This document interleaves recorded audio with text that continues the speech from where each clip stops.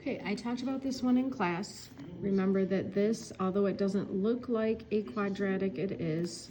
E to the 2x means that we have e to the x times e to the x, which would be like y times y. So we're going to think of this as y squared. Minus y is e to the x. So we have y minus 132. So this factors into y minus 12 times y plus 11. And then we can go back and replace the y's with e to the x and take each of these factors, set them equal to 0, and solve them. And unfortunately, I left my calculator at school tonight, so I won't be able to put these in the calculator for you. So to get rid of the e, we want to get x out of the exponent, so we're going to rewrite this as a log. Log base e of 12, which is x. Log base e is the natural log, so the natural log of 12 is x. Same thing here, we're going to rewrite this as a log. Log base e of negative 11 equals x. We can't take the log of a negative number, so this is our only solution.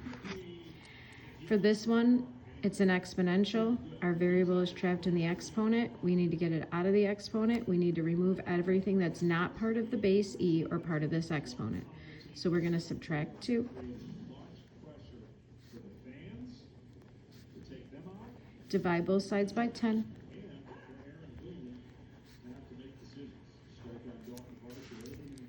Now, since the x is trapped in the exponent, we're going to take the log of both sides, rewriting it.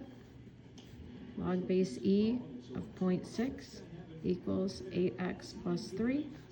Solve this for x by subtracting 3. Oops, log base e is the natural log of 0.6 minus 3. Divide both sides by 8. So we have, in most books you'll see will write it like this so that you don't get confused by the minus 3 and try and subtract that from the 0.6.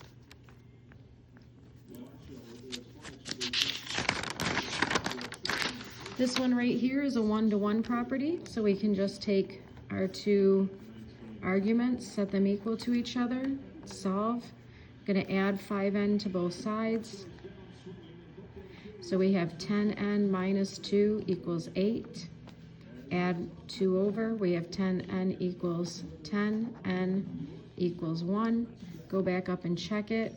8 minus 5, that's a positive number. 5 minus 2, because 5 times 1, that's a positive number, so this can be a solution. This one, we wish we could use the 1-to-1 property, but we don't have 1-to-1, so we're going to have to condense these two. This is a division problem, so we're going to rewrite it as log base 3 of 3x over 6 equals log base 3 of 77.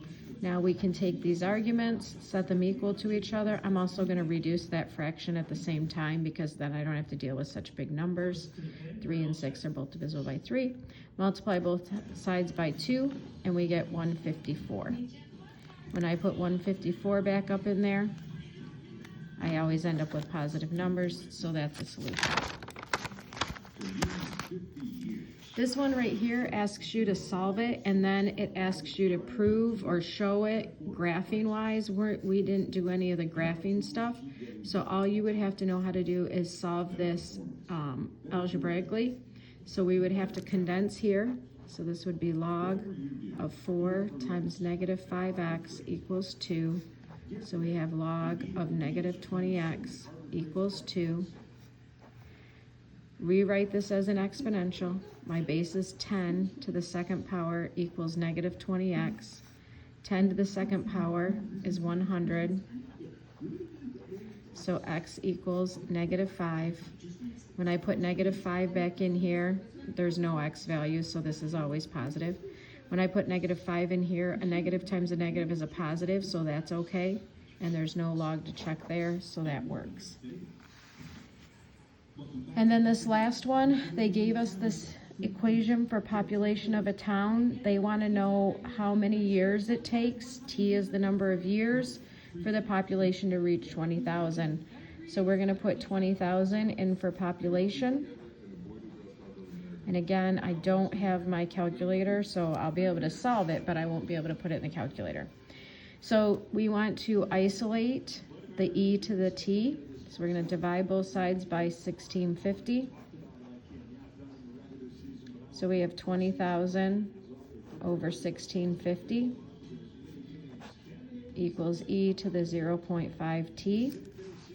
We want to get rid of the base so our exponent isn't trapped up there anymore. So we're going to have to take the log,